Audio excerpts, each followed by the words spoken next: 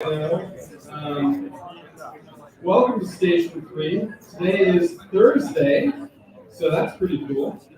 We are joined, Denzel, are we live? Live. We are live, everyone. We're live streaming this, so please try to avoid any raucous outbursts, as this is live and affects the reputation of Sam, myself, and Station 3 as a whole. Let's keep it civil. Let's maintain decorum. We're just going to dive right in. Before we dive right in, hold on. A couple thank yous to people who have made this possible. First, I have to say thank you to the folks who helped set up tonight. First and foremost, Matt back there, our EV guru. We have Matt. Additionally, Nate, who is at dinner with his girlfriend because it's her birthday. Shout out to Nate. Vaughn, Denzel, camera guy, amazing. John, who's somewhere, and Austin. These guys, we set it up all on our own. Kudos to those guys. Next, let's thank our sponsor of this evening, Sotheby's Metaverse. They provided quite a bit, and we're very lucky to have them. Thank you to Sotheby's. Ether Rocks, big sale on Sotheby's. Good job for them. Also got to give out a shout out to Bob Lucas. Bob is the creator and the guy who runs Station 3, where you're sitting. And so yeah, if this is your first time here, welcome to Station 3. That's where we're at. It's a Web3 community that we're building from the ground up, all thanks to Bob putting it together, giving us the space. There's a lot of people working here. If you wouldn't mind just going to our Twitter real quick, like our recent post, follow us, retweet, and we are live streaming, and that is the most recent post. So if you have any friends who want to watch this with talk with Sam Spratt, tell them that's how to do it. And yeah, that really helps us out. Also afterwards, take photos with each other, tag Station 3. Helps us out. We're trying to grow, trying to establish a foothold in New York as the Web3 domain. So yeah, quick little, you have to do a little chill up there. Also, yeah, we just, so Station 3 is a community. There's a lot of great people here. We've all become friends. A lot of people, including myself, moved from other parts of the world just for Station 3. We believe in it that much.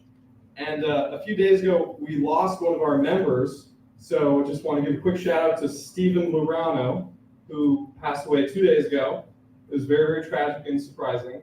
And fun fact, Stephen actually, in an interesting way, helped out with the live stream, in that he told me about this program we're using, StreamYard, and that's how we're able to stream. So even from beyond, Stephen is helping out. Shout out to Stephen.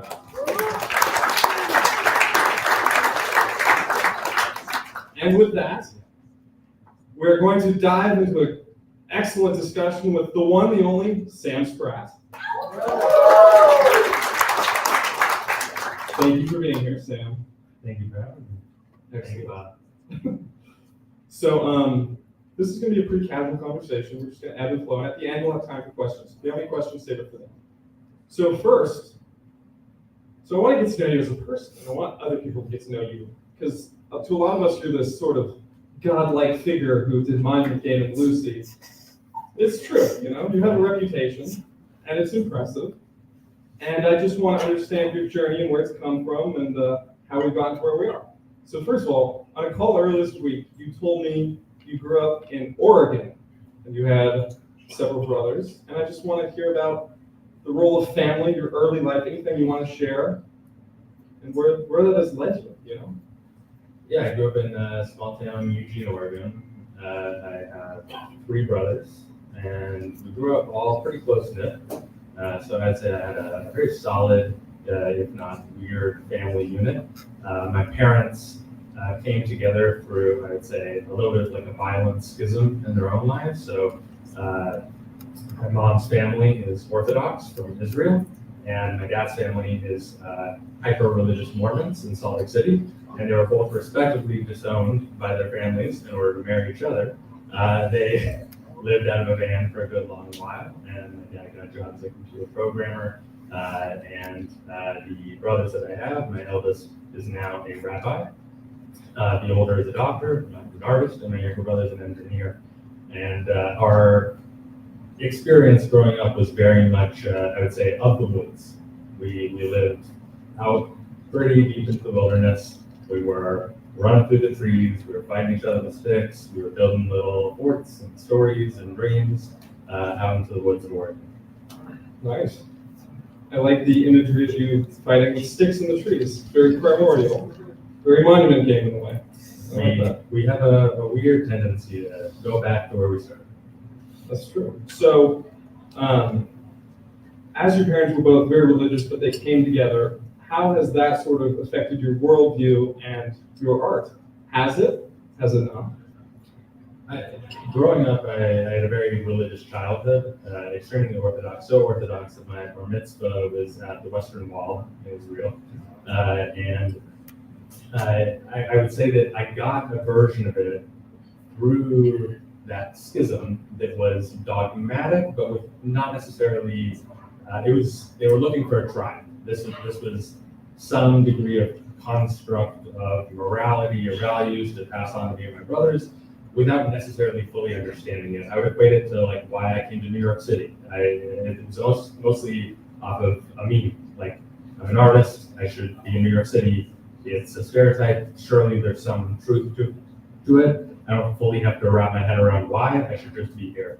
And I think they had that same tact on it. So as the bar mitzvah ended and teenage years began, I did what many Jewish teenagers do and completely rebelled and threw it all away. Totally discarded that for a good stretch of my life. However, all the little seeds, I would say, of let's say universal ancient values that people have done their absolute damnedest to try to pass on, were all laid out in front of me. I shouldn't necessarily do the best job of picking them up for the good early chunk, 30 years of my life. So when you say you moved to New York on a meme, was it like a literal meme you came across, or it's more of a conceptual meme? Conceptual. Okay. I was gonna say, I'd love to see that meme. You can make that come to the city. Okay, amazing. So, yeah, let's talk about the move to New York. Like, do you remember specifically, was there a moment where you're like, I have to move to New York? What age were you? What facilitated that? So I think that before even New York, I drew a lot as a kid. I doodled. I had a very, I would say, like normal creative interaction with drawing and painting. I had no direction, no grand ambition to be an artist. In high school, my girlfriend at the time, she wanted to become a fashion designer. And I was not a very good student. And so one of the only schools I could really get into was an art school. Their requirements are not very high. And I went for it. And we ended up breaking up the summer before I even got into school. And so I showed up to drawing class, my very first day of art school. And I was okay, right? But I had no formal training or classical training. So the very concept of like a still life was very abstract to me at that stage. But it was very appealing to me because I was like not getting good grades in history or math, but maybe like drawing a paper bag I could wrap my head around. It felt a little bit more measurable of a way to grow or learn. And the construct of art school, one of the only very good things about it is that it's a competitive environment. And growing up, I was not, let's say, on a soccer team and failing in front of my peers. And so this is my first time exerting and failing in front of people my age, all trying to do the same thing. And I became hyper competitive. And so I spent my years in art school trying to become better than all of them. And I definitely wasn't for a good long stretch of it.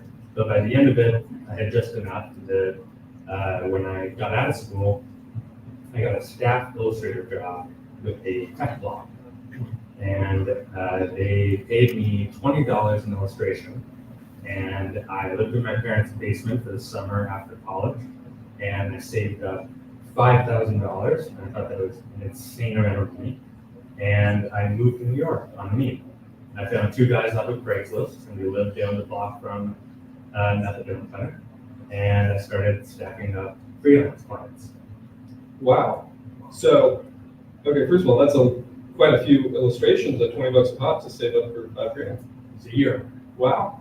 Nice. I made a lot of illustrations. Nice. What brought out the competitiveness in school? Were you always competitive, or was there a shift? I think it was just the first time I had any whiff of beginning to get good at something, but also seeing something very tangible that the first drawing I made, if I were to try to draw the same thing 10 more times, almost universally the 10th drawing was better than the first drawing. And having these markers of progress on a technical level, at that point I had not addressed anything related to like the conceptual or feeling or emotive parts of art, purely just represent what's in front of me.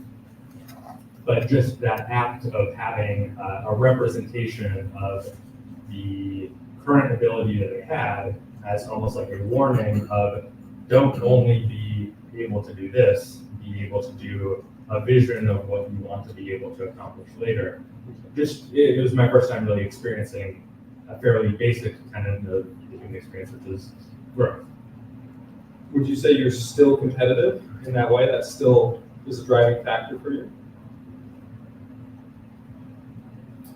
Yes, but I think it's different. I see competition now more as we are in it to try to make each other better. It's like a much more healthy fervor where the people I like to surround myself with, the people that I form the closest bonds of relationships with are absolutely people that I can be honest with and they can be honest to me. So they can rip me to shreds, even if I'm very deep in it, very proud of what I've created in that moment. That a part of sharing it with them is knowing that I love them enough and trust them enough that they can kind of rip me a new one, and that the expressed interest of them is not to dismantle me, not to, let's say, knock me down, but it is instead essentially a signal of your potential is a lot more than what I see in this. Let me not lull you into a sense of complacency to accept your first iteration of something that could be more. To treat you like a muscle, but to tear you down, heal you stronger. There you go. Nice. Find some muscular friends every day. Yeah. That's the lesson. Okay, well that's very interesting to hear. So let's go back to New York, that shift. Okay. So in the beginning, you said 2 roommates off Craigslist. Were they cool? What was that like? They're nice. There were 2 really friendly Dominican guys named Eddie and Eduardo. They were 40 and 50 years old, and they were really into juicing. So they would take all of these fresh vegetables, and there'd be little spatters of juice on the ceiling. But I liked it. It's my first experience. I mostly just locked myself in the room while they did the juicing, and I tried to get better at what I did. Took any job that I could scrounge together, and I sort of snowballed that $20 illustration to $200, $2,000. You stack up clients and names and enough. This was early social media days, so like early days of Facebook and Tumblr back when that was a thing, and Twitter. And I would utilize even my low-paying jobs to essentially pay me an exposure, which I don't really recommend, but it did work in the internet back at that time.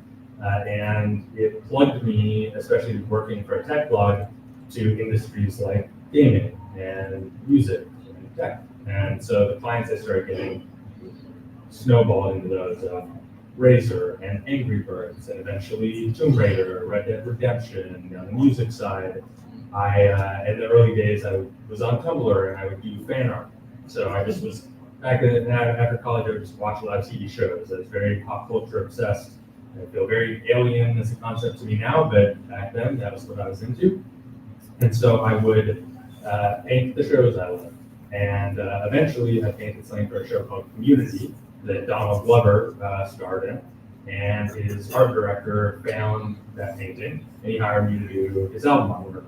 And then another artist named Janelle Monáe saw that artwork and hired me to do her album cover. And then an artist named Logic hired me to do his next 8 album covers. And then that led to working with Rockstar and Reddit. And all of these things are just this strange snowballing effect that mostly began with sharing not that great work vulnerably and publicly, even when I didn't really know what I was doing. I mostly was just pining for shared attention of things that I was mildly interested in.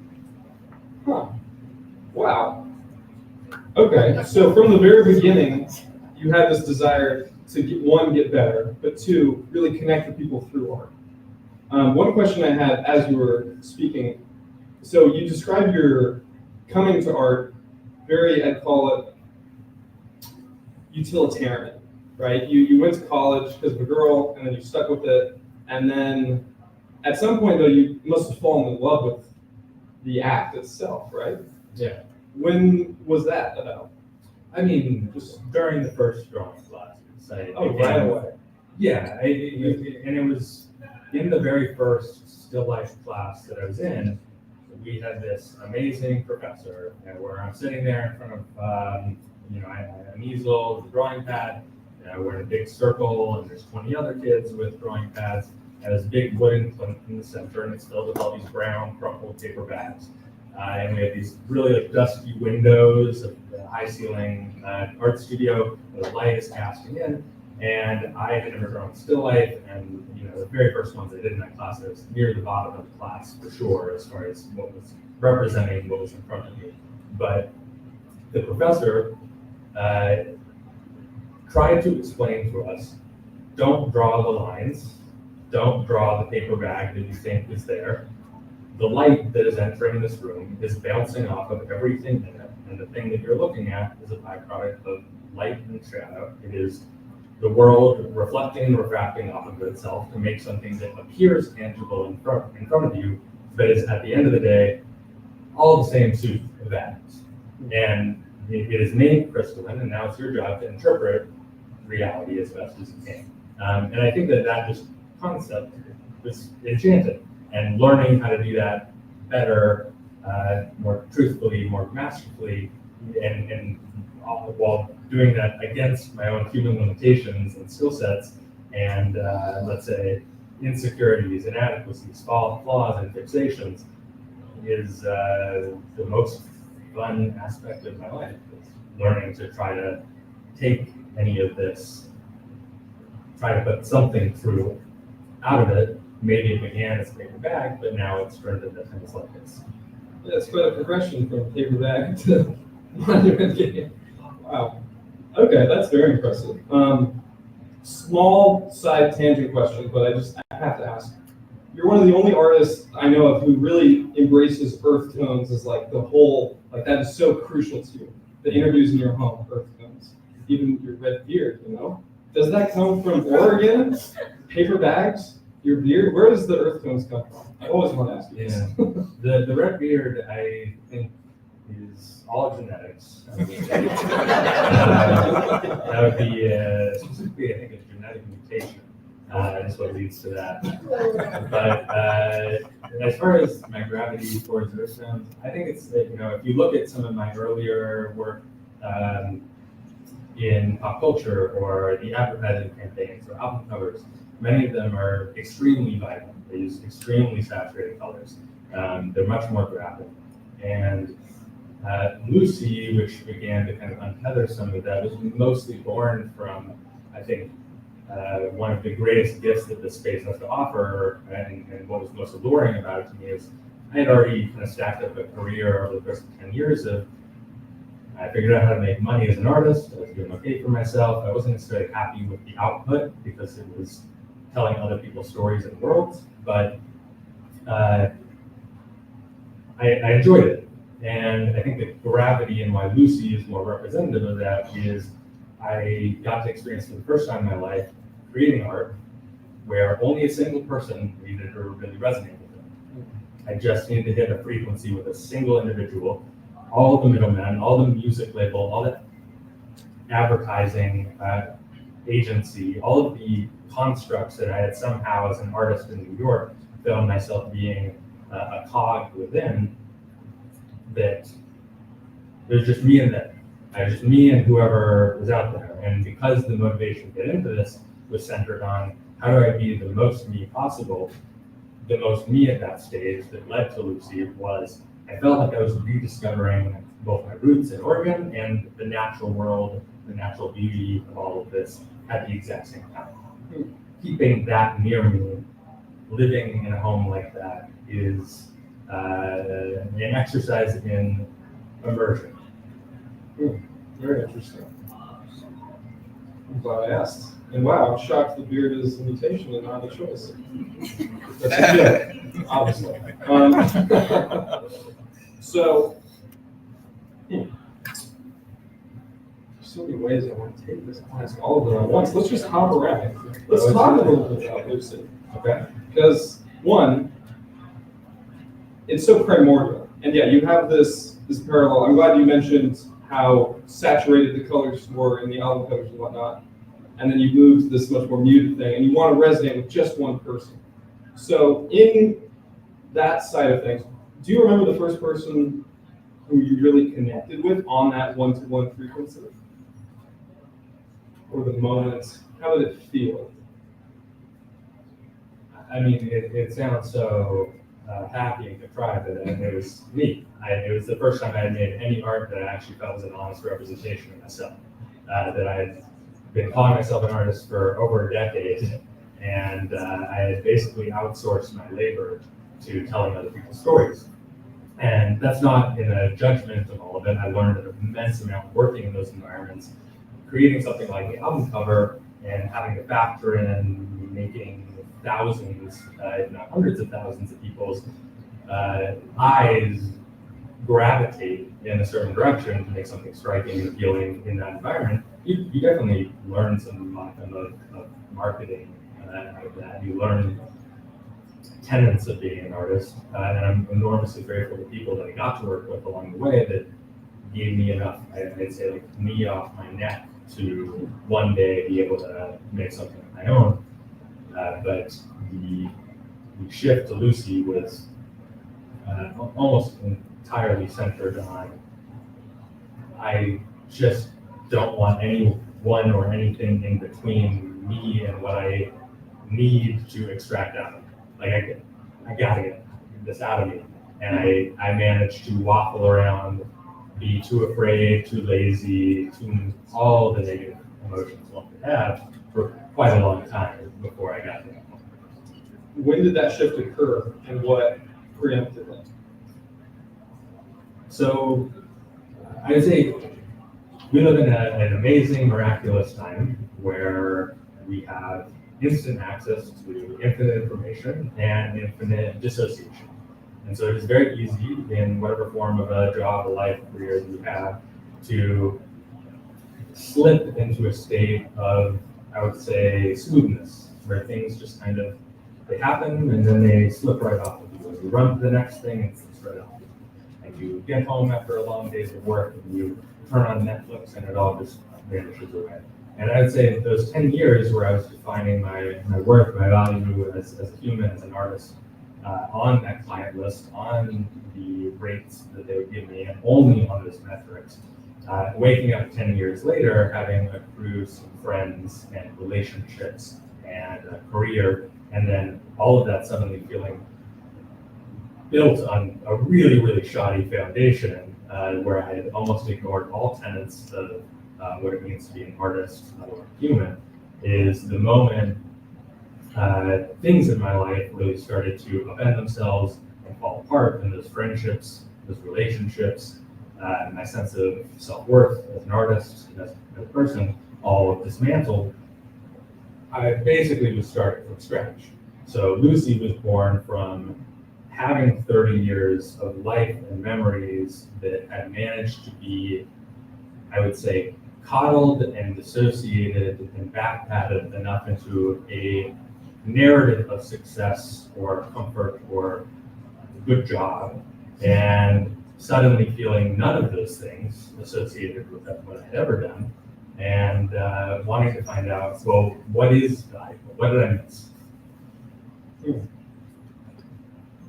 Wow. So you had this period of upheaval. Was that started from an outside event, or was it more this nagging feeling that had to break free? What I'm asking is, was it an internal cause or an external cause?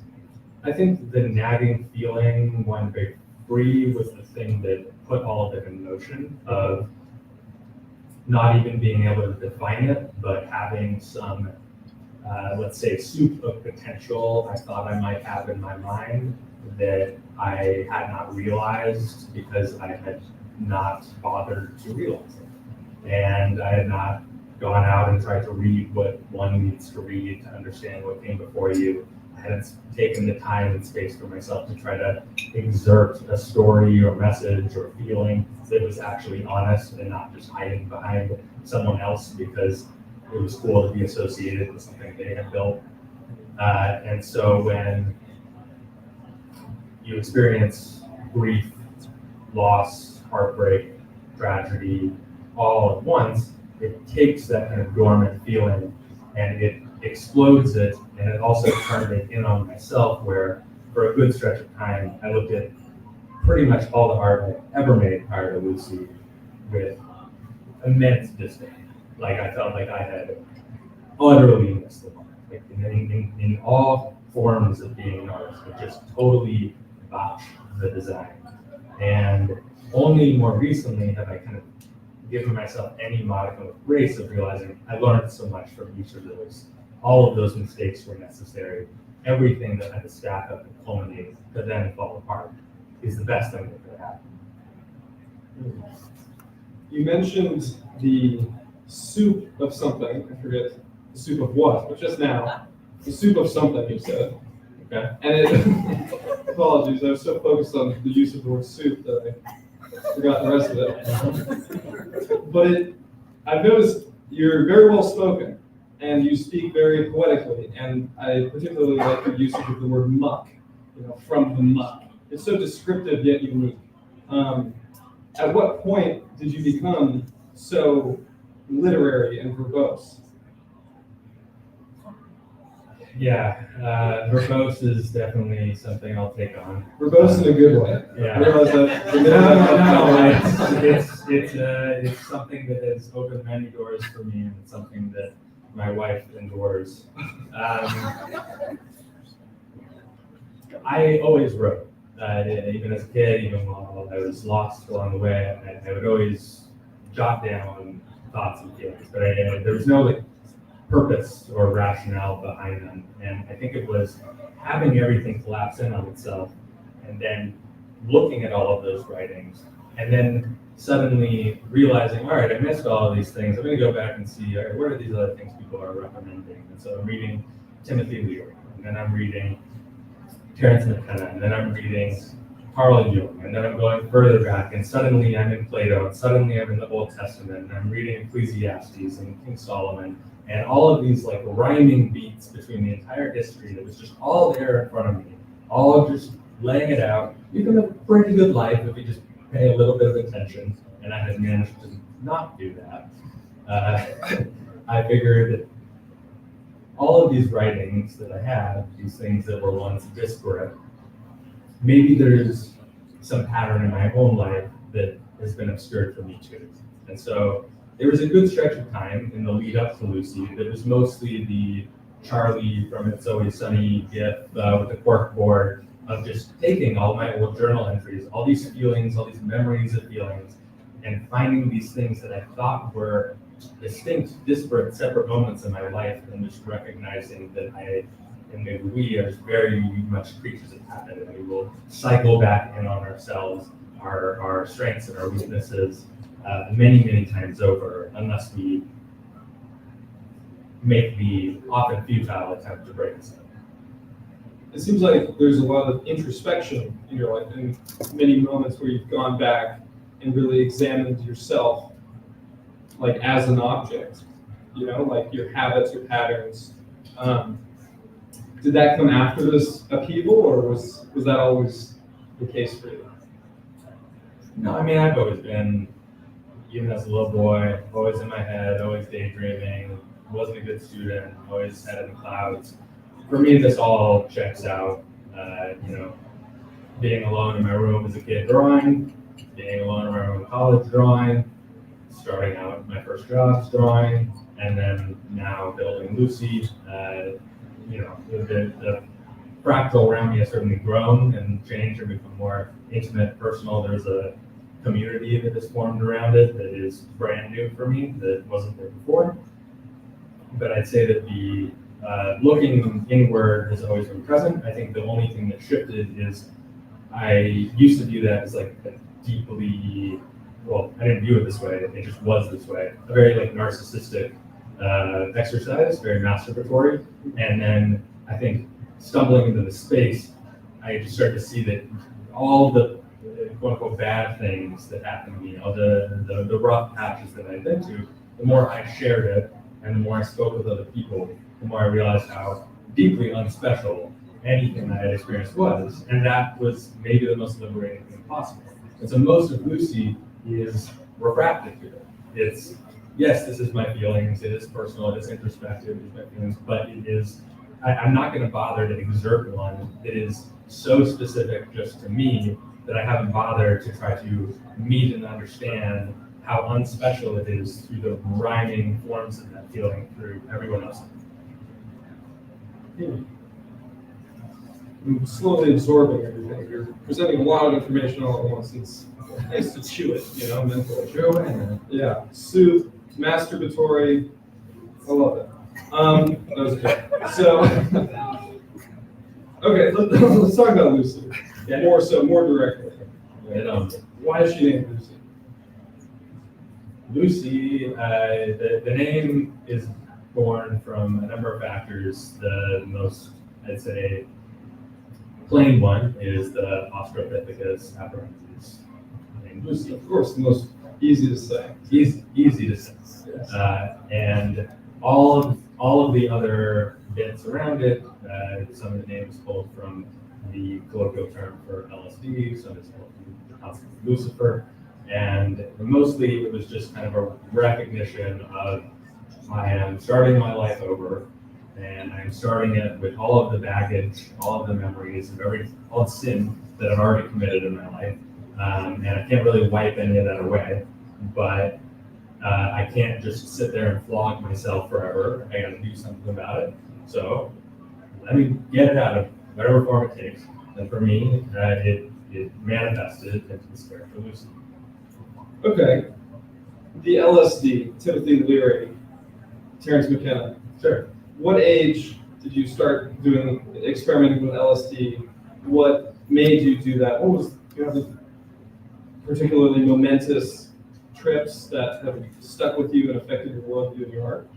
Yeah, I mean, I was an extremely conservative child. I was totally removed from all of that for a very long stretch of time. And so for me, when about 5-6 years ago, when my life kind of upended and imploded on itself, that was the perfect time. So one of my dear friends was like, you should, this is the perfect time. You are at your weakest, you're most vulnerable, your mind is most mushy. This is the moment to just take this rip and tear that already has occurred and decimate you and bring you down to nothing so that you can pick it up from as base and primordial of a level as humanly possible. And I honestly think it was one of the kindest things someone has ever done, is just be like, throw you in the pool, basically. What a sales pitch. Yeah. You're pretty destroyed. Let's just get rid of you. Well, I think it came from, actually, in his own life, a recognition that he had been stuck and he had wrapped up his life and self-worth in a vision he had for himself and patterns he had baked around his life that the first time he had ever tried this, I did not partake, but I took care of it. I just watched it. And then I watched the years to follow with him and in his life. And I don't view these things as like, you must take acid in order to find something special, meaningful in life. I think it's almost like a performance-enhancing drug that if you fucked up and failed to learn all the things that people have been trying to teach you, it'll show you the design, and then it becomes incredibly hard and challenging to then integrate it back into your life. One thing I'm continually struck by is I keep seeing like a phoenix, because you talk a lot about death and rebirth and the fires, and there's fire in the Monument game. Is that at all something in your mind? Do you relate to the concept of the phoenix? I can't say I think too much about phoenixes, but I do think about the concept of a birth and decay cycle a lot. Okay. That there's a necessary part of all of this that is bits of yourself, bits of other people, war itself being acts of decay that are necessary parts of the human ecosystem. Do you believe in reincarnation on that thread? I can't say I do it myself. Okay. I just had to ask. Yeah, there's a lot of stuff I've always wanted to ask. Just ask. You're sitting right there. I'll let you know, man. So, okay, so what was your mind like going into that first acid trip? What was it like coming out? When I first went in, I had no idea what to expect. I had lost everything near, no, I shouldn't say everything. I lost many things near and dear and precious to me. And my vision of myself had been decimated.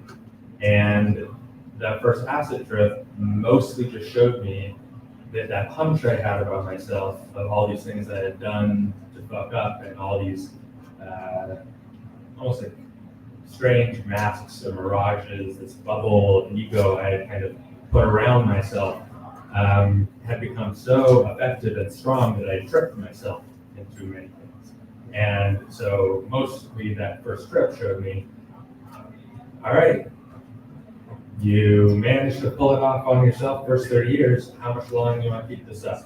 Do you want to just keep fucking pretending? And that was hard. The first couple of years of going to that trip and then back into the next, and then going further in and further in and further in, and viewing each of these experiences as like a workout to rip and tear and let the muscles grow. I'd say every single one of them was vital. It was just showing me more of the ugly bits of myself that I had untended. You mentioned, this is the first time I've heard you mention overtly the concept of a mask. And I know that plays very literally into the Council of LUCI and these meetings. Is the usage of it in the Council of LUCI from these epiphanies you're describing, of you wearing a mask previously? Mostly that image, that silhouette, centered in both the type and then found within the details of this. Sometimes certain shapes just appear in your mind, and they become these like weird haunting glyphs that you gotta get out of you. And for me, the mask actually was more born from participating in this ecosystem and meeting many of the people around it. And some of the people, both my greatest supporters that have joined the council, that have collected my work, but getting out of this zone of being an artist just making imagery, and instead being an artist that is engaged in the market, this undulating organism, this jungle where everyone's motive is very different. Some people are here to be true believers in what I'm doing. They're incredibly supportive and they evangelizing for what I'm doing. Others are sneakier about it. You know, their motivations are a little bit more obscure, and I really enjoy that part of that space. That everyone feels like they're trying to play a game on each other, and there's almost this like respect for those that are hustling most honestly. Does that make sense? So you enjoy the shadowy nature, and you respect the honest shadow. I respect that everyone kind of knows what everyone's trying to get up to, or at least, I shouldn't say everyone, there's a good chunk of people that understand the games they're trying to play on each other, and that's human nature. It exists in and out of the space, but because we're all kind of connected to, say, like the here ecosystem, and you're watching that number rise and fall and move based on market sentiment, and people trying to bolster it and create within it, as well as manipulate it and short it, you really get to see the psychology and emotion of all of those people. Can you describe more overtly some of these games people play? Just give us an example. I would say my time in this space has been both marked by meeting people that have profoundly changed my life, by bothering to pay attention and get to know everything that I'm doing at a very deep level, and trying to show people before they understand it and share it. But that within that narrative, there are many forms of collections within the space, many forms within the art market that existed long before this space, that is, I would say, manipulated is the wrong term. It's just there are people trying to make a story win out, and most of those eventually get exposed for what they are. Well put. So let's transition slightly, or rather reference back to the name Lucy, and you mentioned Lucifer, which surprised me. I've never heard that. Can you explain what you mean by that? What about Lucifer is imbued in the spirit of Lucy? I like to leave that one a little bit more up for people to dig into it, because part of sharing a story is wanting to invite people into the world, but a part of the monument game is to get close to it and find the things within it. There are a couple people in here that have dug down deep in, and that will probably be better at articulating that to you outside of this one. Is this digging you're describing something that can only happen on the council, or can anyone go down an internet rabbit hole, so to speak? I think if you read the words attached to every painting in the Lucy series, and especially if you spend time on this one, getting very close to it and following, let's say, the guides that others who've gone even closer before you have left out, I think there's a lot that can be discovered there. Okay. Very good at creating an aura of mystery. And I'm sure people have told you that, yes. You're the cabal guy, you have the masks, the aura of mystery. I think it's important to foster a sacrificial cult around anything, of course. Anything. Absolutely. Well, okay. Let's dive deeper into the cult itself. So I'd love to hear your thinking behind offering the Skulls of Lucy up for free to anyone who bid. Yeah. Was that just a nice reward system? Did you have this plan for a deeper community right away? So this, as you said, all of the Skulls of Lucy began free. They were tokens of, let's say, appreciation, of gratitude to the people that bid on the very first pieces when I entered the space. And I viewed my interest in the space as, it was a big leap for me. It was parting ways with working for other people. It was the first time I was telling a story myself. And I kind of knew that whatever credentials, whatever status I had in my prior life meant literally nothing. And so while I was creating those first three Lucy pieces, I was observing the space. And one of the things that I noticed, seeing the artists that had come before me, is there's this ledger. And so when you would go to an auction, you would see not just the source, which is an artist, and the destination, which is a collector, but you would see energy stacked and multiplied, a little story based on the timestamps written into the Ethereum blockchain along the way that would, especially as it reached the, let's say, fever pitch, the fervor of the tail end of an auction, where real emotions are present. Ego, possession, all start to rifle in and enter into the conversation. And all of those people were kind of discarded. They paid gas fees, but they were gone. It was just the final person and the source. And so the intent behind the Skulls of Lucy was, I made the blueprint skull, which is the one that all of them are derived from. And I said, anyone that enters these auctions, I haven't made these yet, so I will make as many as there are people that come into the auction, and you can come and claim it. So the energy you've given me, this number that has gone up in an auction that then stacked and multiplied and resulted in the success of the first chapter, that while I'm taking a big risk in my own life, for me, energy shouldn't just be transferred back inversely of they gave me ETH, I should give them ETH.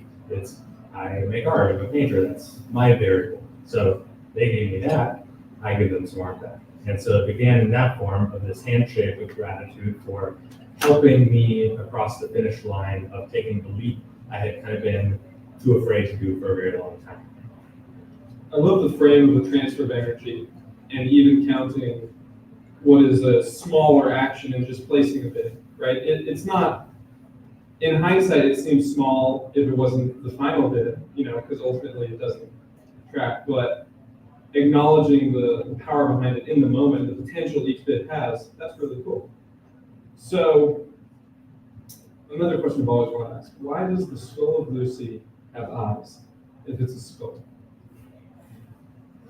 The Skulls of LUCI, for me, the collection was mostly born from a feeling that I had of upending my own life, of starting over, that some part of me had died, it was gone. And most of the people that I had been talking to for my kind of first year getting to know the space, they all came from some part of the world, whether in finance or programming or art.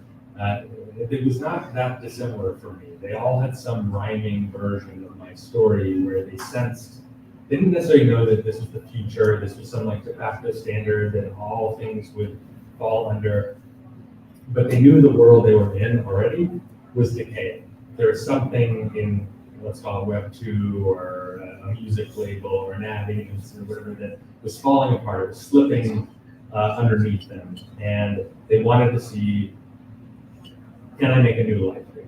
And it was a recognition that we all follow the same hustle, the same core tenet, but it is our own unique variables that differentiate us.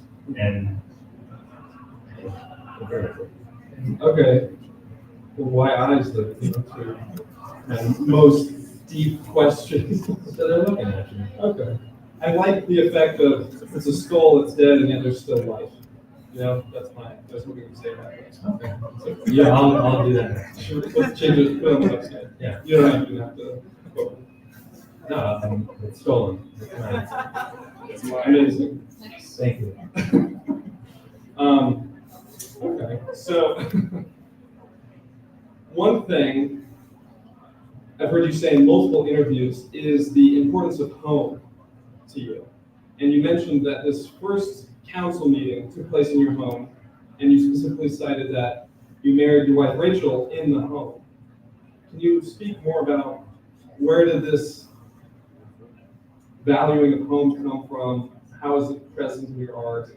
How is it present in the council?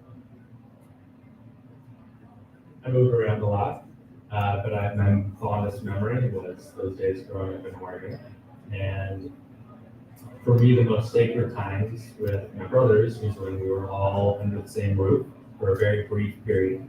And that sense of a nest, this is where things grow, was very essential to me growing up. And I totally abstracted and moved away from it over time. And I would say fairly accidentally, but in almost the design of, let's say, the market structure around LUCI, I started to see the benefit and power of echoing a design of concentric circles, where you have your most sacred, your most precious at the center, you have the people that support you the most outside of it, you have people that engage the most outside of that, and they all speak to each other, and they honor the same things, and vice versa. And so too, with the people I started surrounding myself with, as I entered into, I guess, a stage in my life of violent upheaval, but then rebuilding, accidentally, I was building a nest. I had acquired in the wreckage of my prior life some money and some tools or talent to do something with. And I used those things to not work for anyone but myself. And so that gave me a sense of freedom. And then I met my wife, Rachel, and she worked in media. She was planning these massive scale events, producing things at just this like unbelievable scale, and she was exceptional at it. But it turns out she also was at a moment in her life where she smelled decay, and she didn't really want to be working in that kind of machine anymore. And I hadn't really built LUCI into anything compelling or interesting enough yet, or I'd say financially viable enough yet to say, oh yeah, come over here. Initially it's like, these are monkey paintings. There's not some like profound there. But I viewed this desire of taking a freedom I was feeling and to like transmit it to her and make sure that she could come along for the ride, so that our life, our relationship, our marriage, well, eventual marriage, would be something where we shared the same world instead of going off into two separate worlds, living two totally separate lives, and then coming home for dinner and then hanging out and like we're too exhausted from our own thing. Like, I didn't want to do that whole thing. I wanted to see what it might be like to build a life together. And so some of the development of LUCI and the paying attention to all of this to construct a viable market around it was centered around having some purpose of all of the things that had wreckage of the tools and talent and money of get the freedom for myself, now I need freedom for my wife. And I need freedom for my wife, not as like, I'll say if you love everything will be fine, but in a sense of, I want to do this together. And quite frankly, I want your skills. Like if I am the soup, she's the bowl. She's the thing that will contain this fucking mess and chaos and soup and existentialism into something that is producible. And so bringing her in and being able to operate in unison and tandem, kind of being two very different forms of strengths in knowing our roles and lanes, is what led to eventually things like the Monument Game, where the degree of planning and management and bringing order to that chaos to execute something like that well is a lot different than just making a painting. Yeah, there's been more layers and moving parts, technical challenges and whatnot. I just want to point out, yes, Sam Spratt. That's soup. I love it. That's just such a fun, underused word for descriptions. So, and to your point on home, why gravitate around that is those, without realizing it, were the outer rungs. That was me laying down like sap and twigs for an eventual nest. And at the beginning of COVID, when everyone was terrified and they wanted to leave Manhattan, they wanted to go touch grass and be away from all this New York City was going to die. Rachel and I were like, I don't know, I love New York. Let's double down. And so we doubled down, we got our home, and then we started building our business inside of it together. And that was building more rungs of that nest and eventually creating fertile grounds to build a community over and have our closest friends and confidence and counsel over to. And we just wanted to make sure that as we have school life that is personal, to not let just because it's working in, say, a transactional system where I make art, someone buys it, that's the only thing that exists here. I'd rather it be, there are a lot of people in this ecosystem, in this room, that are crazy smart, who know things I don't know anything about. And the more of those people I can have around me to fill in my blind spots of all those things that I miss, and probably become better at this, just by nature of having the mirror to teach me.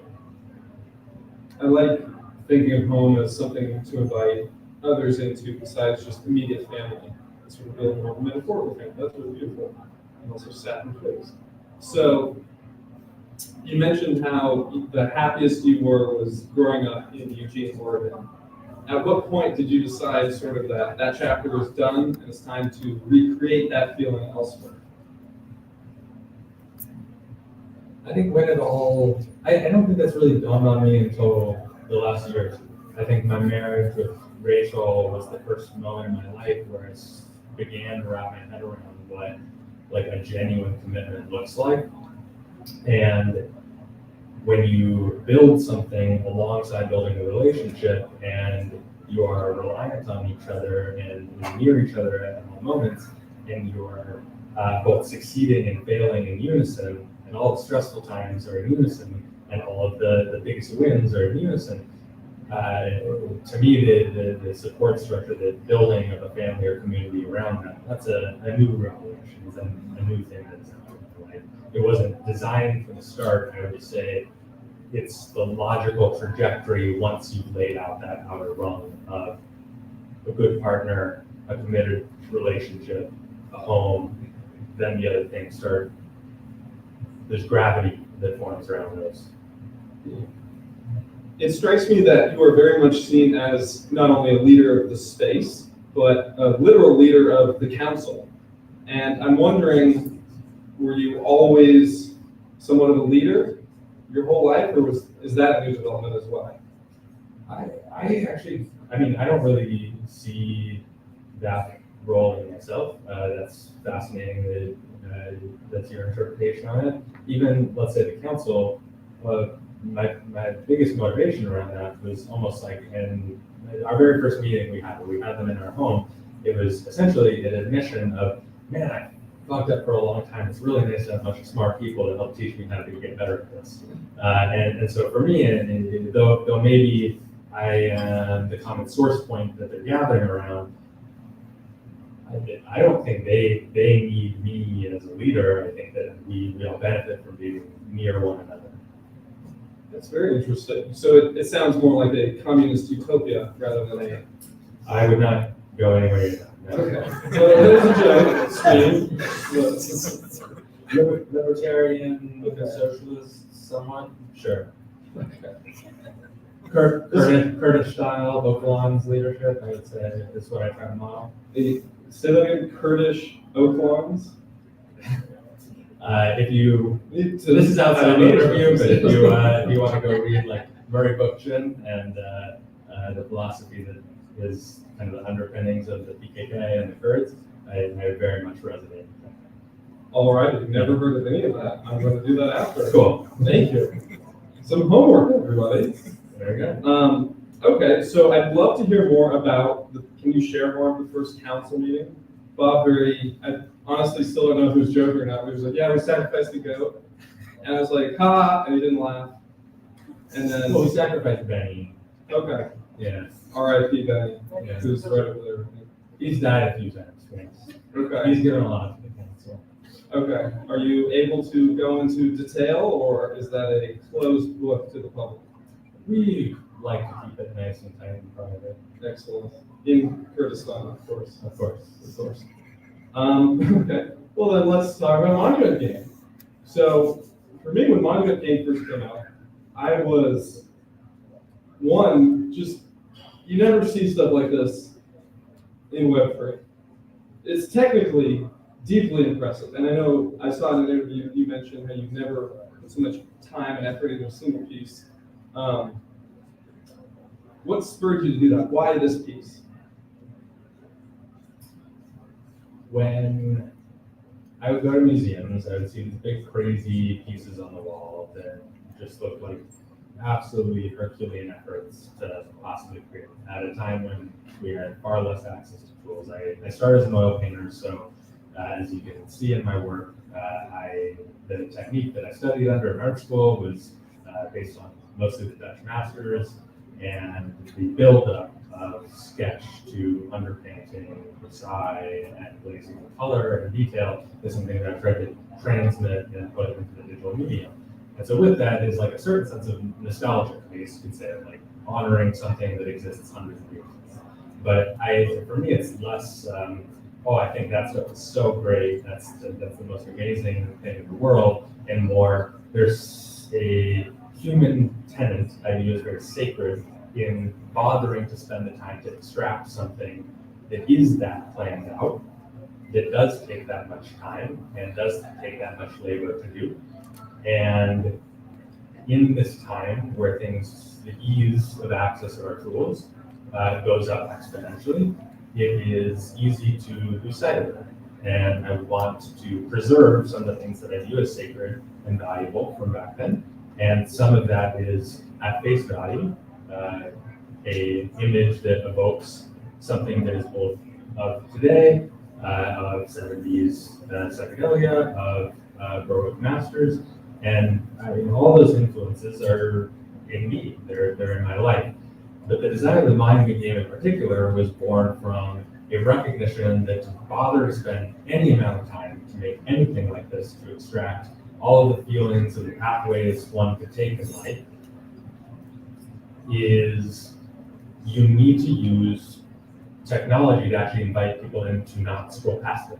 Like I view this thing in all of our pockets as absolute magic that both enables you to scroll past literally everything, but also for certain things, if you've ever gone down the wrong subreddit you can go infinitely into any rabbit hole you could want to do. It is actually like a deeply intimate experience.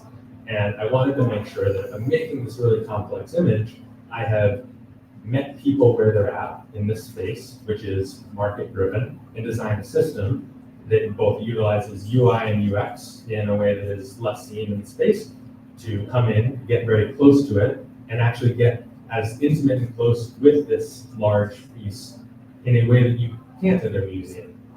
Like you actually cannot go really, really, really close to all of it without them warning you or a little sensor going off. And certainly as you get higher up, you certainly can do that.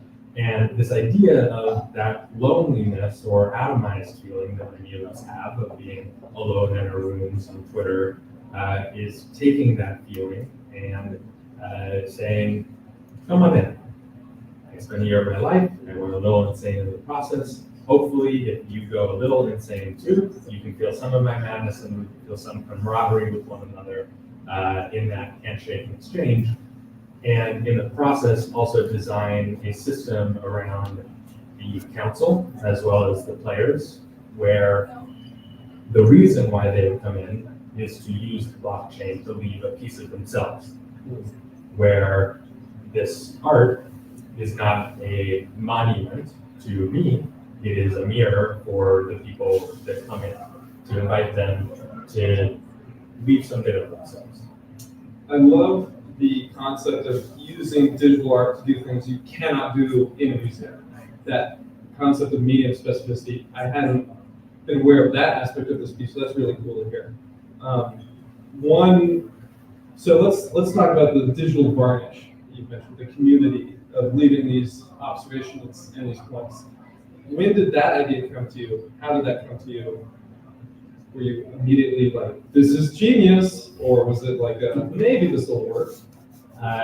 All of this, the piece, the market structure, the observations, the edition being connected to it, and the council deliberating it, for me, were designed out of the gate. So for me, it was, I watched many artists create like open editions, and they immediately opened under this like guise of accessibility, something for everyone. And obviously we've seen how most of that stuff has unspooled since. And I wanted to know, like, is it possible to grow or widen a circle in a way that does not suddenly jettison the people that came to you first, to honor them being earliest to you? And for me, it was actually, the inspiration came from this, there was a vineyard in Oregon where it had like a wine membership, but the wine membership is not to get free shit.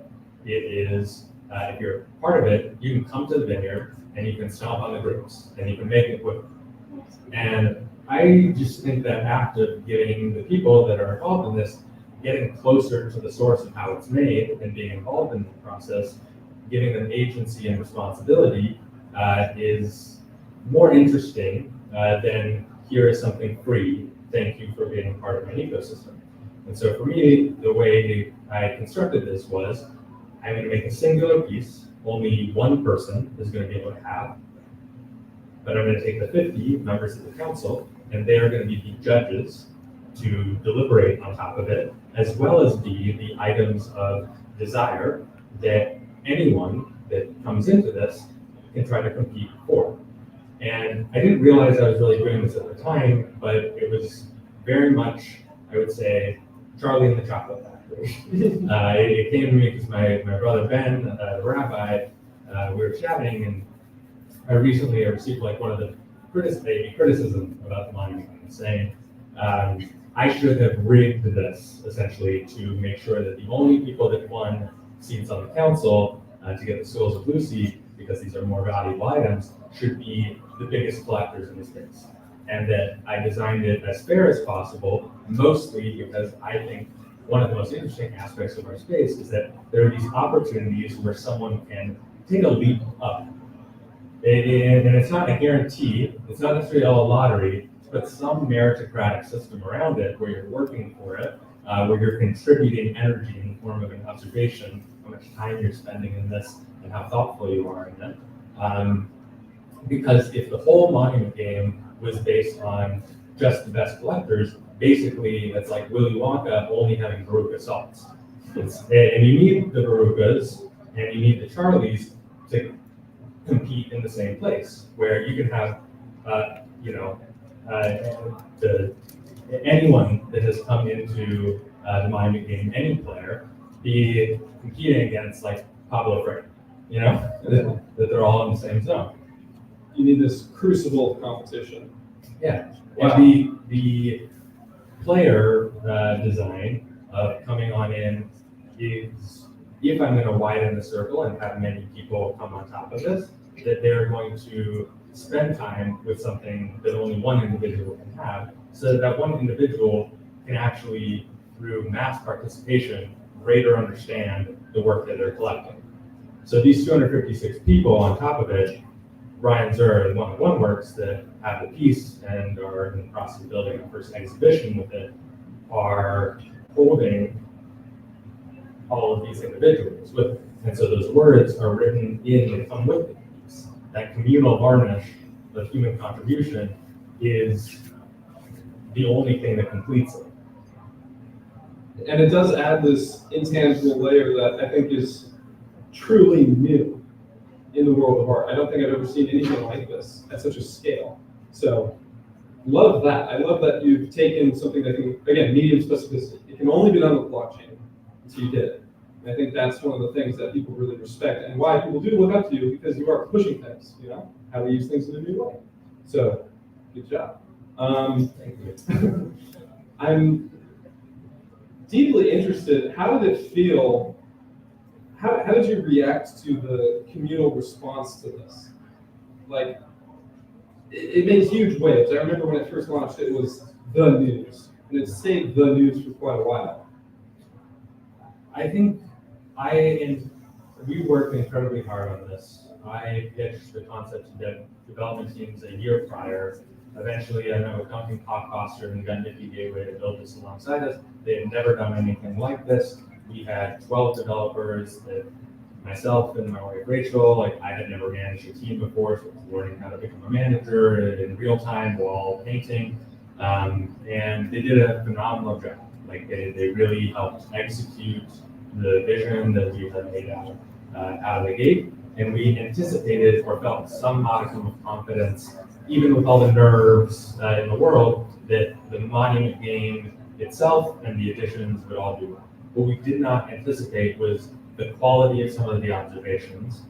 What we did not anticipate was people that did not collect an edition spending hours inside the painting, reading their own observations, sending me messages, making masks, making art around it, and the galvanizing community that occurred off-chain was totally flawless. It was a very surreal experience, and thanks God, Rachel being a very good producer, has record kept all of it.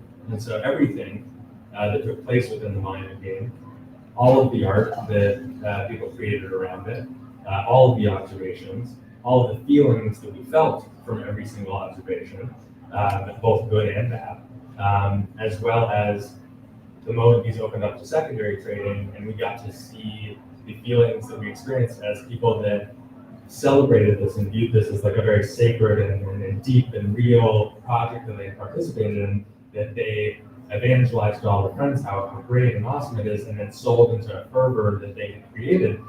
That feeling was new for me. And it's a very common in our space, but it was my first time experiencing it and reckoning with this thing that some of these observations are very genuine.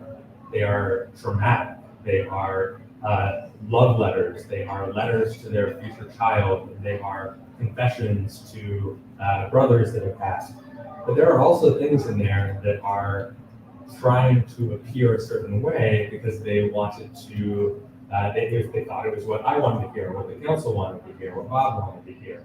And having that record of, I think, the games that people are playing amidst the earnesty is the human experience. And it's my favorite part of having this record is we have things that I both view as you really saw me, you understood this, you got in there. And then also people that almost remind me of we're still monkey painting in the devil's casino. It sounds like you very much love humanity, the good, the bad, all of it. You just like take it as one and you appreciate it. Definitely, that's cool. And it comes out in your art. I've spent quite a few hours going through and being like, oh, that guy's getting absolutely murdered. And like, ooh, love, you know? Like, it's very fun. Very human. Yeah. So that's actually a great segue. We have some participants in the Monument game in our very audience, and one of them in particular has agreed to share his experience. Player 242. I'd love to hear, I'm going to pass you a mic in a moment, just how did it feel to be chosen? What was that like, and what was your thought process of creating your observation?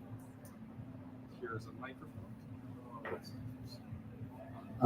Thank you. Well, first of all, I really appreciate the dialogue that we just been experiencing here. And so I'm a little bit lucky to break it up. I'll try to be very concise about this. But actually being part of the running game, first of all, I'm just very grateful to Spratt and Station 3 for supporting me as a participant. This project really was a wonderful thing to experience as a participant. And as somebody who's been in the space for a while, in that it was just such a high quality produced project. I don't know, I mean this in the best of ways, but it was like a great product launch. And again, just the site, the thoughtfulness of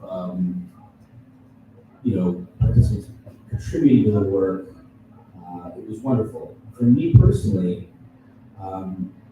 being in the space for a while, being a collector, and everything just for a while was moving so fast. I mean, there's all sorts of projects that are coming out, all sorts of work that's constantly out, wonderful work that people are producing, but really very little time to slow down and actually appreciate what it is that you're engaging in. At least for me, it felt that way. And this was just a wonderful way to just sort of slow down and say, okay, let's just pay attention here and not just see what this wonderful piece of work somebody's created, but what does it make each of us individually feel and think about.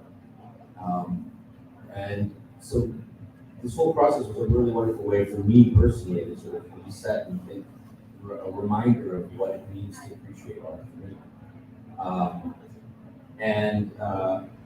So this was it was a fun kind of exercise that happened over the summer as a family, and so it was interesting to kind of actually share this with my family a little bit and see other people's reactions to it. But as I was participating, one thing that really stood out to me is that I hadn't really sat down, looked at something, and actually tried to think about something and then write things about it, like express it and clarify what I was thinking. And it reminded me of the last time I had done something like that, which was in college taking an art history class. And I had taken it as an elective, but I loved it. And I loved it so much I took another class. And I remember that was the last time I had that feeling of trying to appreciate something, but really thinking about what it made me feel. And it was a wonderful experience. And I was very grateful to be part of it. Amazing. Thank you for sharing. At this time, we're going to open it up to audience questions. So if you have any questions, now is the time. Raise your hand. We got one in the back. Feel free to just stand and yell, I guess. Can I get a mic? Okay, come on up. We have a mic for you. I'll be right here. I think I can project well enough.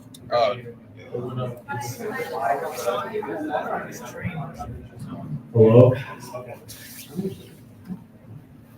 Yes, sir, your question. Sam, you and I had similar kind of paths to art school where we didn't really mean to end up there, and now we're going through it. So do you have any advice for somebody who ended up in art school and wants pursuing NFTs? You're in it right now? Yeah, How deep are you in it? 2 years. Okay. Here's what I'd say. Not to freak you out on the experience you're in, but for me, art school was pivotal in the sense that I did not have enough of a aim trajectory, but I think especially I did not have a work ethic. prior to art school. And it instilled that in me, that competitive part of this that I was speaking about, put in the discipline to hone the craft. However, the internet has changed quite a bit from when I was in art school to now. The amount of free resources, if you already have discipline and work ethic to hone any skill, and the amount of people that are generous with knowledge and communities that are wanting to watch each other build is really profound. And I think if you have the tools and if you have the work ethic right now, and you may not, and that's not a judgment call, like the school can instill that into it. It's awesome. It's amazing. I would say that's like a really profound thing that could leave behind on you. But that, in my view, art school is a pretty hard thing to recommend when I look at just how much is available for us right now. I think I would describe my situation there as both essential and also very lucky. So are you recommending to this individual to drop out of art school? Is that If you have the work ethic and if you have the curiosity to find the resources to experiment with all these tools, and if you feel like you have enough of the tools yourself, or you know people that if you really gun for it, who believe in you, could provide you those things, I would be pretty hard pressed to say that art school is the best use. And it's not to say you can't get something out of it, but it's to say you could probably get a lot more if you have those other ingredients instilled in your brain. Thank you. Great question. Any other questions from the audience? However, you recite the teachers, our teachers, lesson about life. Hey Sam, thanks a lot for everything. I just like to know Hang you. on. So we had a question up here. We're going to go to him, and then we're going to go to you in the back. Okay? Not much of a question, but here you thank you for the long interview. You're the classic solo of an artist, which throughout the centuries come from an own culture that you kind of you came out of the ashes of your own pain or your own trip, and artists usually are very inspired out of difficult moments, and out of catastrophes, out of hardship, inspiration. The most important moments in life are not when we pop bottles of champagne and we all can have a good time. Is when the shit hits the fan, or the earth comes to the. So that it is very interesting to hear that your parents took you to the West Wall for your bar mitzvah, and you kind of fought against it, but you made that whole cycle all around. And now you're back into their own principles, their own legacy principles. The typical classic sort of artist soul that has been inspired by pain and produced, came out of the ashes of your own travels. And digital was digital, or it doesn't really matter. That's what I see from the interview that you just gave us very nicely. I have to say, it's very interesting to absorb that, set aside there is a digital art. So make that comment. Thank you very much.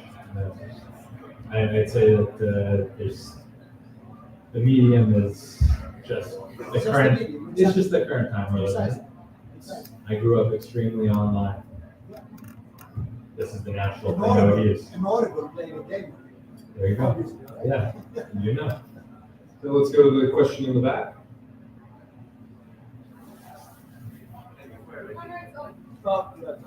Press the button up.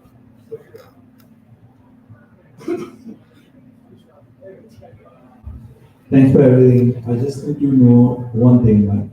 What's your Web3 journey? What are your challenges and how do you overcome it? That's three things. Sorry, what was the first one? What's your Web3 journey? What are the challenges in your way to get to the level which you want to go? And how do you overcome that challenges? Simple. I'd say a good chunk of the Web3 journey is what we outlined of moving from commercial art into creating LUCI for the first time, and experiencing what it is to make art sort of filterless just from me and needing to resonate with just one other person in the world that happens to resonate with it. I'd say my biggest challenges at the moment is things are both going well and yet also, even after something goes well, most of what I've experienced is you immediately feel how small that is. Like even the best thing I've accomplished suddenly becomes almost minuscule. And so this guttural, libidinal feeling inside of you is like suddenly like, I must top myself. I must push into a new direction. And most of what I found is that my current skill set, what I knew how to do prior to the money game, this tapped a lot of it. And what I have spent the last 5 or 6 months working on is I have been learning new tools. I have been pushing in a very different direction than many things that I've done before. And that's mostly out of almost like recognizing that my greatest strength is just riddled with flaws and limitations as a storyteller, and that if I want to communicate this and have people commune around it in a deeper way, that requires understanding, I would say, layers of code, of finance, of community, of leadership, of team building, far beyond what I had currently wrapped my head around. And so it is being a bit of a babe in the woods, having one thing I'm pretty good at, and suddenly needing, in order to make something that I feel proud of, become good, or at least have people that believe in what I'm doing enough to help me make the big crazy thing that right now feels very unhinged and delusional, but one day, if I am able to accomplish all the getting that gravity around me, will realize that none of this is really done well alone. Thank you. Let's go over here, and then we're going to move across the room. And yeah, Ben. Let's have the mic back. Hey, Ben, got the mic? Pass the mic. So Sam, you seem like a guy that has it relatively together mentally, right? I love that you think that, man. Thank you. Sam, what are you confused about right now? Yeah. Anything at all? When things start feeling solid, right? When you create this delusional idea and you make it reality, and then it comes, and then you have it, and people tell you you did a good job, and your life gets resources and love that helps you build something new. All of that is good and well, but when I associate the moments of like deepest transformation in my life with the roughest and most violent periods, when things are going well, the only thing that kind of gives me solace is my personality type is one where I pretty much oscillate between the blind delusion that I am capable of steering my simulation and immense doubt and fragility in my own capacity and abilities and a desire to grow out of it. So I'd say that the confusion I experience mostly is every time I get to something that feels like solid ground, am I actually making forward progress, or have I looped back on a pattern that a year from now I'm going to realize is same shit, different day? Over here, please. Let's pass the mic. Thank you so much for. Can you hear me? Button on. It's on testing. Okay. Perfect. Thank you so much for sharing, like, so honestly about your creative process. I really appreciated that. You mentioned earlier that LUCI was born, at least in part, out of this turning point. I think you said around when you turned 30, and you would realize that all these things that you've been chasing that related to external validation were not actually healing. And my question to you is, do you think you would have been able to reach that point absent the commercial success that you had experienced prior to it? This is why, though I went through a period, I would say, that feeling of embarrassment about my older work, that that attitude has shifted recently, and I actually feel a lot more like grace to my prior self and those jobs and clients that I work with, because I got to enter this space having I did not have to operate my beginning, most feeling, most vulnerable, most melodramatic, most risky endeavor from a place of scarcity. I was able to do it from a place of comfort. And so I view that as valuable, just undeniably. And that I think where myself and many people get stuck is what it takes to accrue the luxury of not having that like scarcity mindset to try something that is risky, that is a more honest exertion of yourself. It's very easy to get stuck into a cycle of it where you are just perpetually chasing the validation and the back path within that circuit. There's this feeling I have around, I think, working in so many other people's worlds that you can learn a lot working for other people and helping other people build things.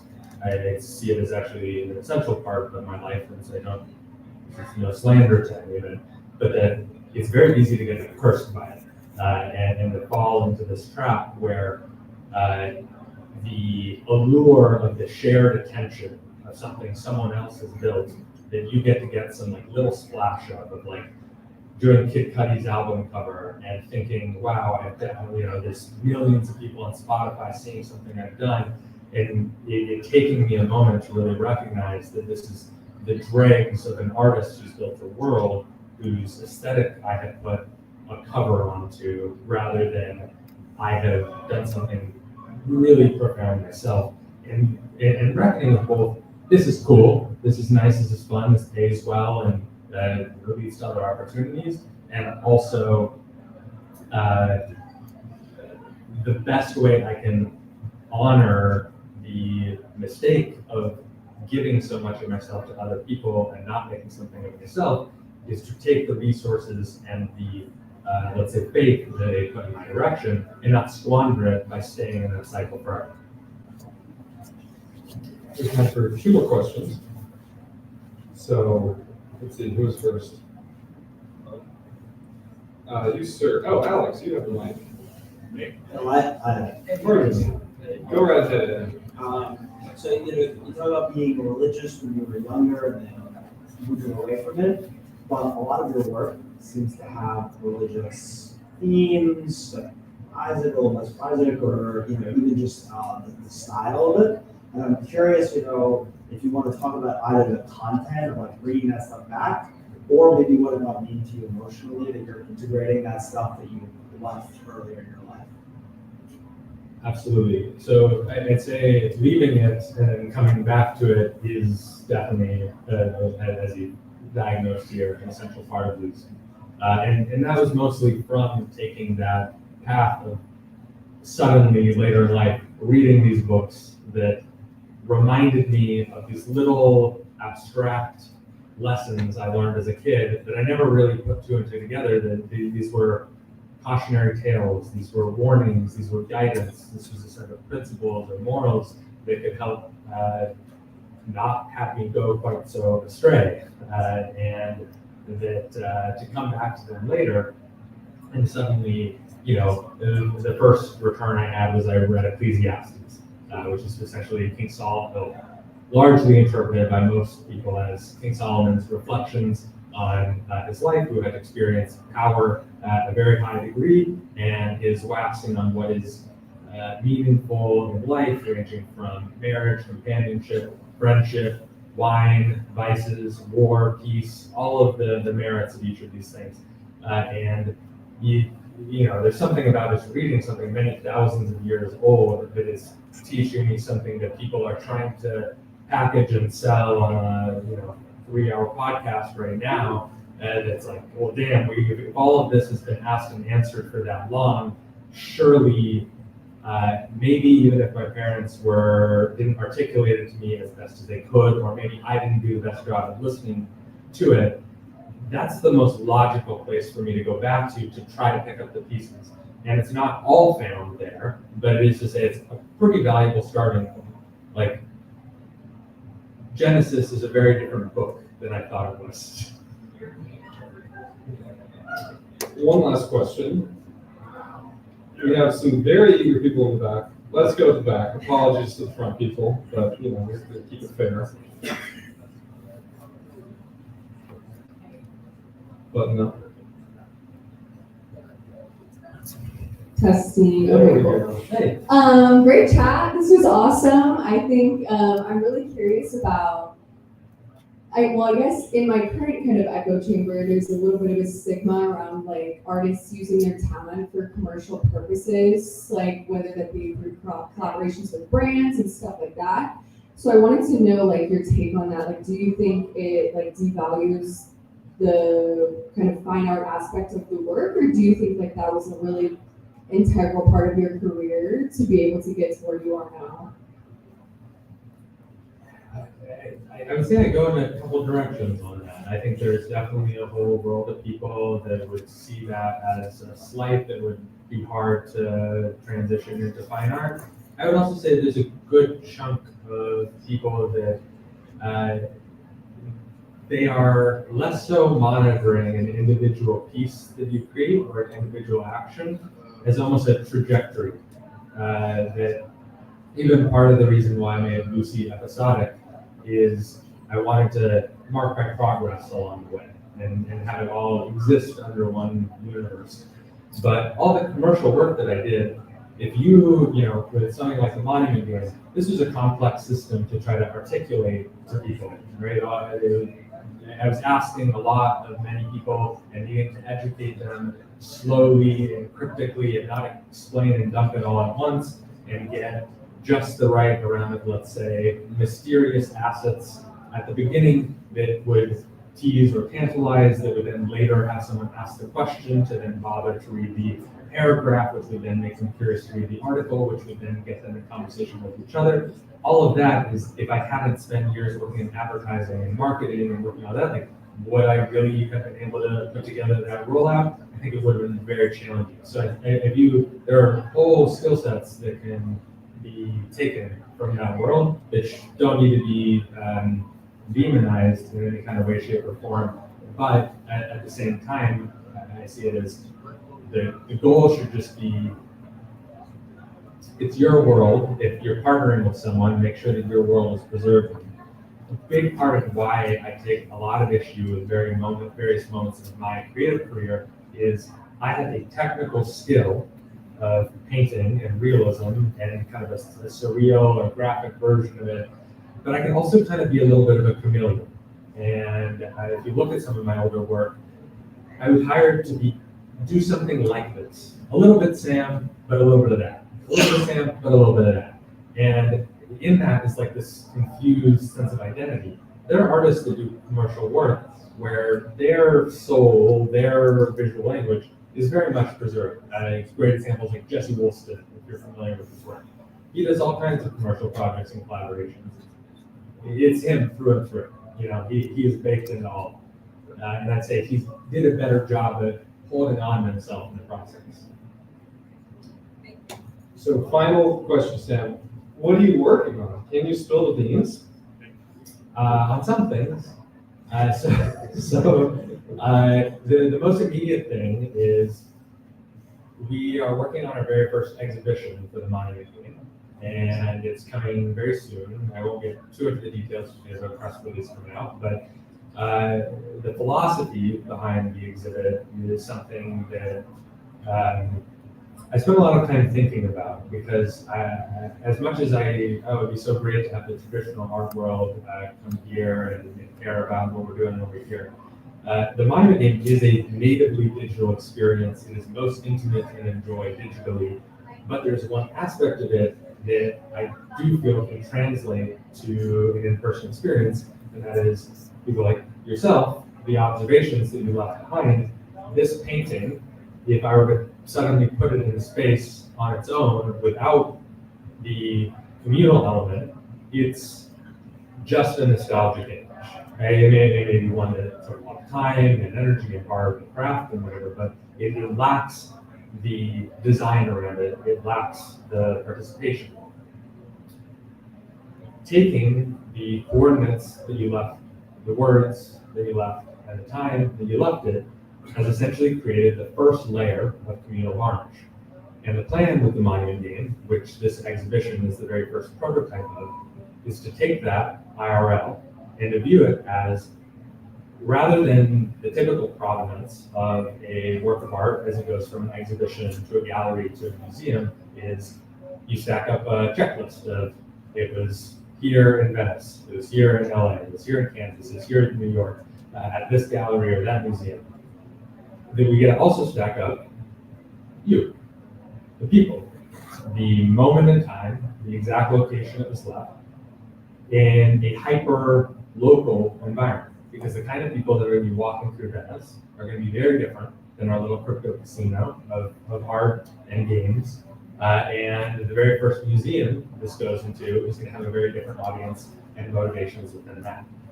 And to take that record of provenance and hold the people and their thoughts with it along the way is, to me, very important. Of taking the initial epoch of this, which took place on Nifty, and see it as, I don't want to discard or dispose any of that. I don't want to suddenly go into a physical and potentially archaic institution and say that we're just going to toss this. Now I can be in some kind of fancy gallery, whatever I need this. Instead, I almost view it as, I want to show them how fun this shit is.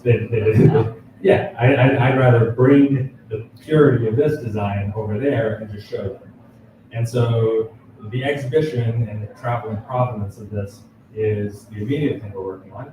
And we are deep into LUCI Chapter 6, which I would say every single person that has participated in my ecosystem, from the one-of-ones to the council, but also now all the players, will be deeply involved in both being able to participate in it, but also be able to have some agency and curatorial control. Amazing. And with that, thank you very much, Sam.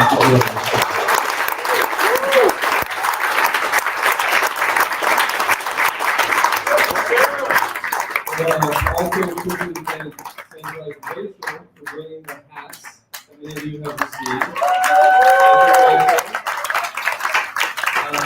That concludes our talk for the evening. This is Station 3. My name is Ben/Monster Mike.